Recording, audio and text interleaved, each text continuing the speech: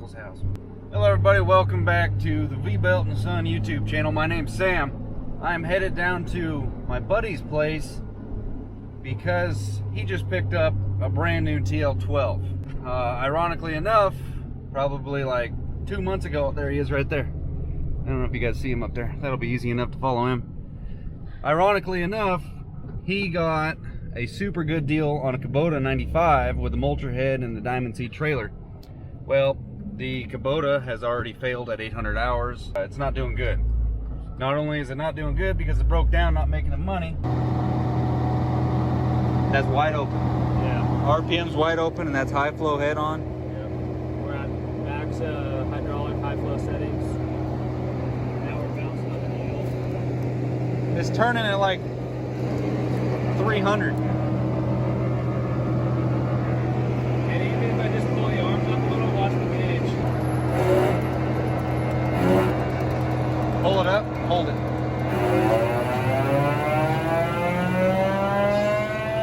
it's got the steam. Try to curl the bucket in. Something like a priority valve's off. Because it's not your filter. Hold it back for a second.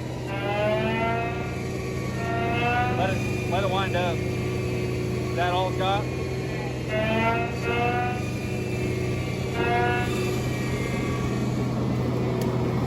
$8,000 part. So he was up against the wall. His machine was broke down, super expensive, and out of warranty. And the part is back ordered. So he needs to get a machine to get up and rolling. They're gonna fix a Kubota and sell it, but in the meantime, they were shopping around for new skid steers, and just so happened that Global had a new shipment of TL12R2s. Came in just in time. They went down and picked one up. They took a head down there, they tuned it to the machine, and we're gonna go let this thing eat. Just keep in mind, they did look at a Cat 299, which I'm not really a big fan of because I've heard one of my other friends had quite a few issues with his.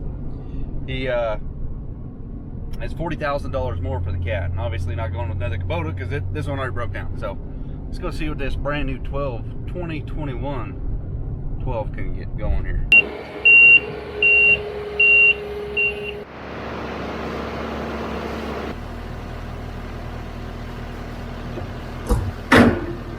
You're good. Pull it out of the way, or just want to see how fresh it was? No, I wanted to turn the beeper off. Oh, how'd you do that? Unplugged it. Yes, thank you. Dude. Here you go, masticate that file and I'll record. Okay. Oh, I love my friends. Brand new machine. They just cut the check earlier today for this bad boy. Took it off the lot. 90,000 MSRP, and he hands me the keys. Just go ahead and drive it, son. Go do it.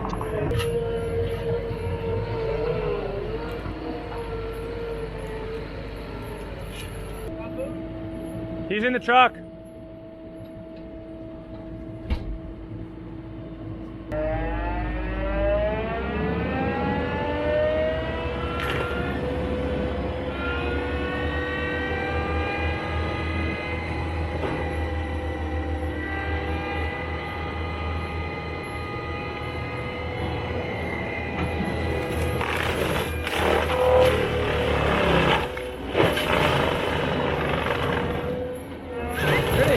Rudy, come here.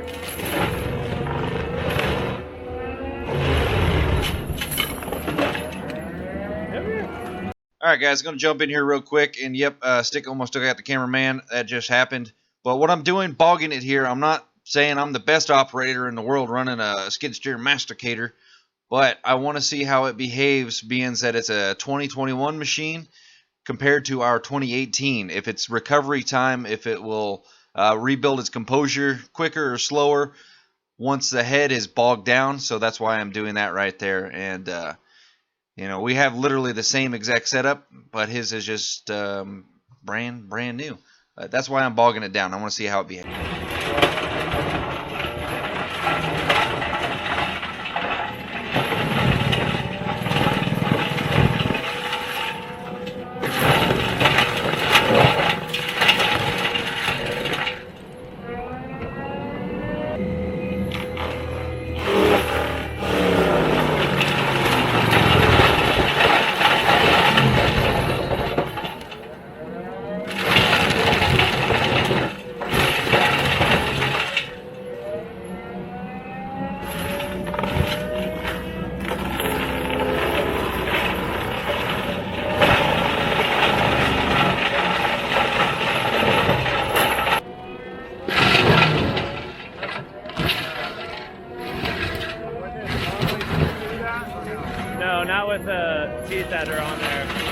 put teeth on there instead of carbide, they will, or knives, I mean.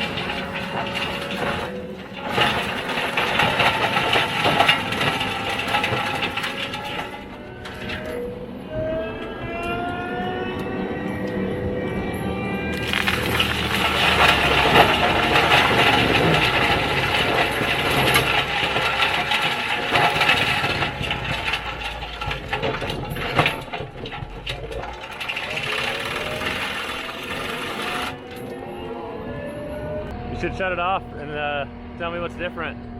The air conditioner works way better. Yeah. Yeah.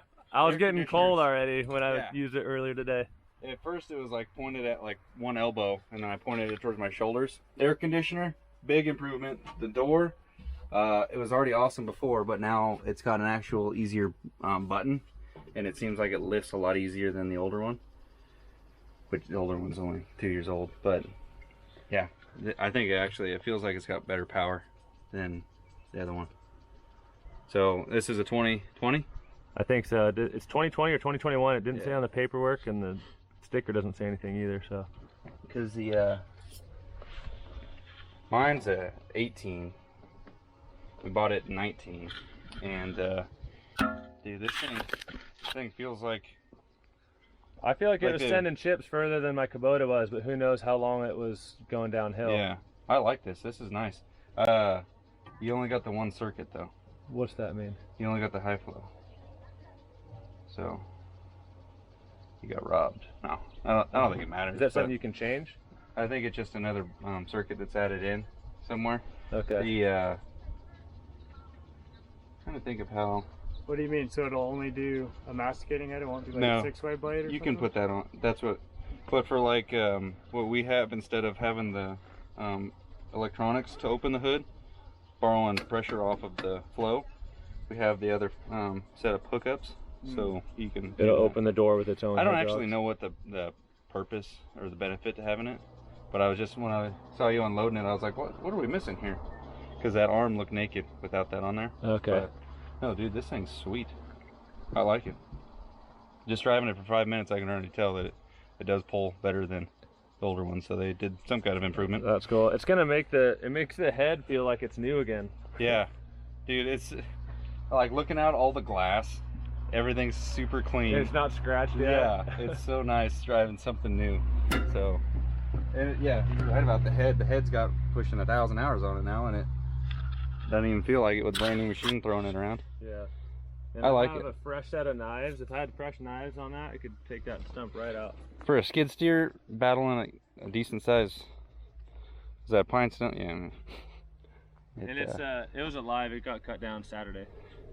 Doesn't look like it was alive by much, but Oh, yeah. It was pretty nasty looking. is that it up there? Yeah. Hey, this thing's sweet. Run it for a little bit. I'll film you doing it. See what the difference is. Okay.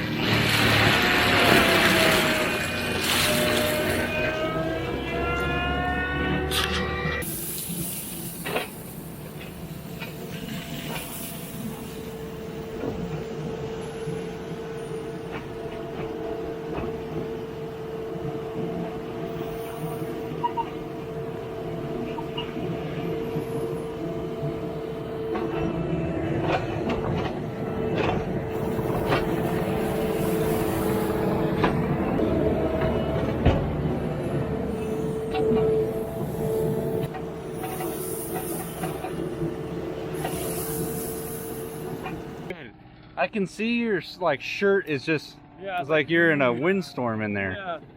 What do you think about this thing versus your Kubota? I'm in love with this thing. It just... I think the Kubota was good. It was comfy.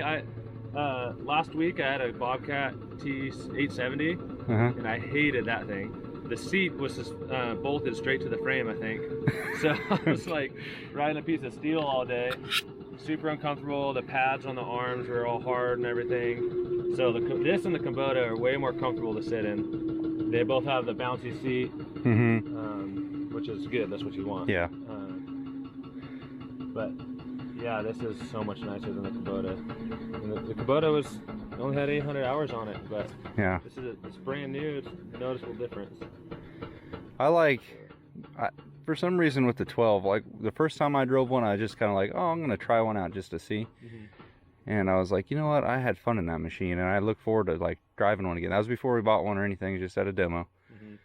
And like I look forward to, it's like bigger mulching jobs, there's always more to be desired with skid steer, but you know, for doing stuff that a skid steer should be doing, and then swinging around doing dirt work in this thing, doing dirt work or pallet forks, the power that these things have. Yeah, 9,000 pound lift capacity, something like that. If you put counterweights on it, you can probably get 10,000 pounds. Yeah. If I noticed you didn't go for the super expensive rear bumper, I can yeah, if we didn't have to put new tracks and a new valve body in the Kubota right now, then we have $7 grand to spend on a bumper. Precision Armor is the guy that we got from. Yeah, and also we'll get that one right away. Just the back here and the hydraulic guard. That's just get those two, and that's pretty much covers everything. One thing I was noticing about this is I think the cooling pack is thicker on this than the Kubota. Yeah. And you were saying Kubotas have trouble running the yeah, Kubotas needed have trouble running the masticator during the summer, and these don't. But I think the radiator is a third thicker on this one. Kubota seemed like it was about and the intercooler was right above the DPF on the Kubota, which was stupid. Yeah. This otherwise it's the same motor. I looked at they're both the VT 3800 TIEF or something, but this is the VT 3800 TIEF B. For badass? Yeah. I don't know if it's bigger injectors or a bigger turbo or something, but this one is rated for 111.8 horsepower, and the Kubota is like 96.2. Yeah, even more cooling. When you're watching this thing in action, look at the trees and stuff behind it. I saw how far it was blowing stuff. Dude. The Kubota, I was like, oh sweet, this will be fun to try, you know? And then, because it was such at the time, a good deal. But as far as skid steers go. And another great thing on the design of Takeuchi is Kubota this is open on the Kubota, so anything that gets in here makes it into the engine compartment. Oh, really? Yeah. Oh, nice. So every single branch that made its way into here eventually made it into the belly pan and surrounded, you know, building up in the engine, and you'd have to clean it out every single day, which is sucks. What you got to do to be safe, but yeah, it sucks. And everything's hot at the end of the day, and you can't get your arms in there or anything.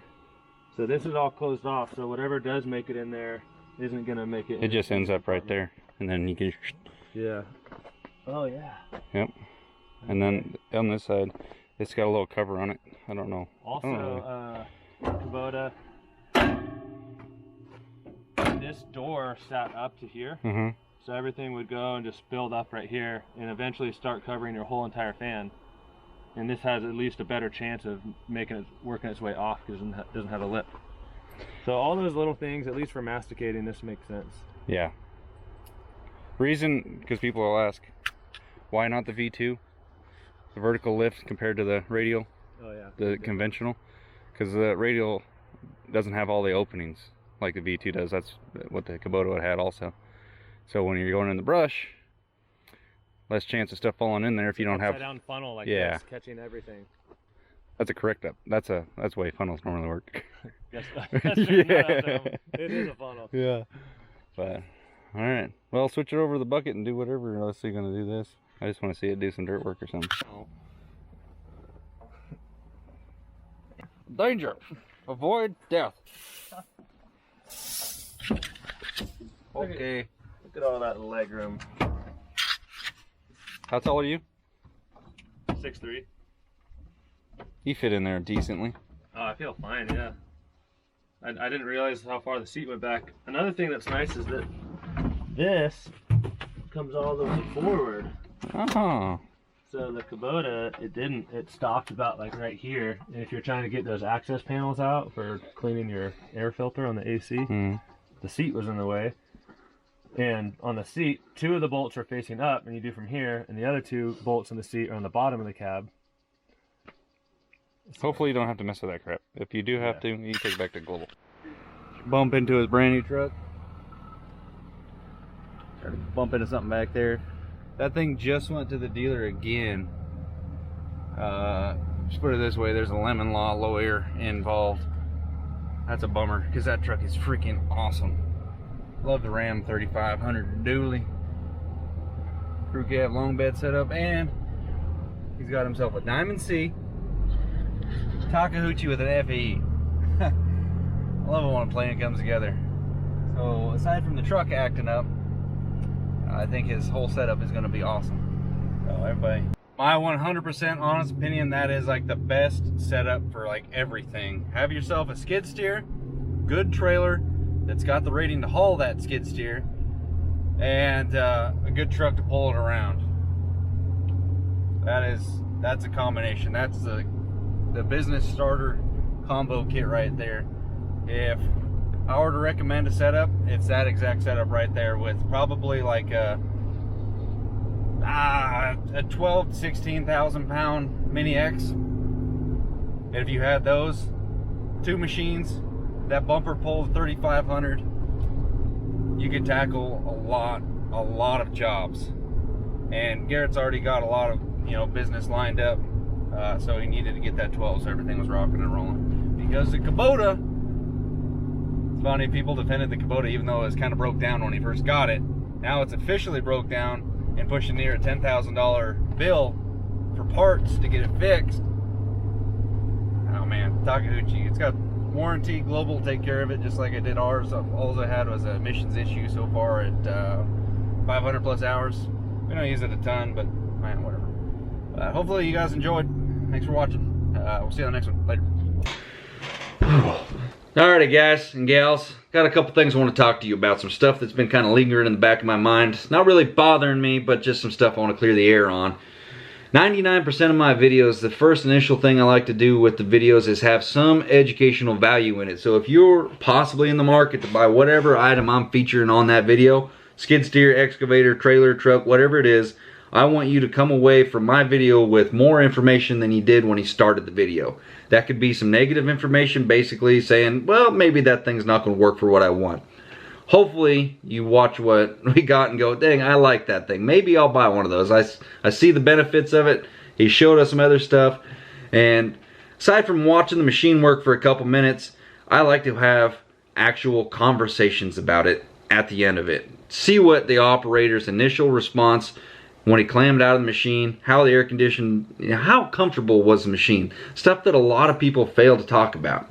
Because it wasn't but, I don't know, 3 years ago, my dad and I, I think we had 2 excavators at the time, the 080 and the little guy, and then 1 mulcher. They were continuously switching mulcher heads back and forth from the carbide to the sharp tooth. Super inefficient and time consuming, and it was kind of exhausting, to be honest with you. It wasn't an easy swap on the lamp track. But we started thinking, all these jobs that we're doing, that we're having to snake a gooseneck into the driveway up a blacktop hill, and then throw down 60 feet worth of boards to get this steel track machine in the backyard to do a 4-hour job. Wouldn't it be nice to have a rubber track machine? Something we can just unload out on the road and drive it up the driveway because it's got rubber tracks, knock out this little job. Because we got, bucket for it, we got the mulcher for it, stump grinder, tree shear, 6-way blade, tons of attachments for a skid steer. This, having a rubber track machine would be really ideal. So I started looking for more information on it, and I wanted to see one at work. And first started watching the old ASV 120. And there was a lot of videos on that thing just driving around, mulching a little bit, doing this, doing that. Didn't show much about doing dirt work, didn't do hardly any other attachment except for mulcher. And there was only one guy that actually talked about the machine, John at Upstate Brush Control. He talked about the machine, went in depth with stuff he upgraded on it and this and that. And I appreciated him taking the time to actually talk about the machine. He didn't even actually run the machine. And so I was like, I want to make videos that help people like he did in that one. So aside from going out and actually test driving one of these machines, you got to get a lot of ducks in a row with a dealer and get the right mulcher head that you're actually looking to get on it. That's a lot of work. So YouTube videos I found to be very informational, but there wasn't a lot of guys talking about the machine. So that's what I wanted to do, was to have, you know, show the machine in action and actually talk about it. So you know, I can't please everybody in these videos on a daily basis. You know, it's more views than I would have ever expected for me to get on any video on a daily basis. I get like 10,000 a day on opening day of most of my videos. Every once in a while they spike, get a couple 100,000, which is awesome.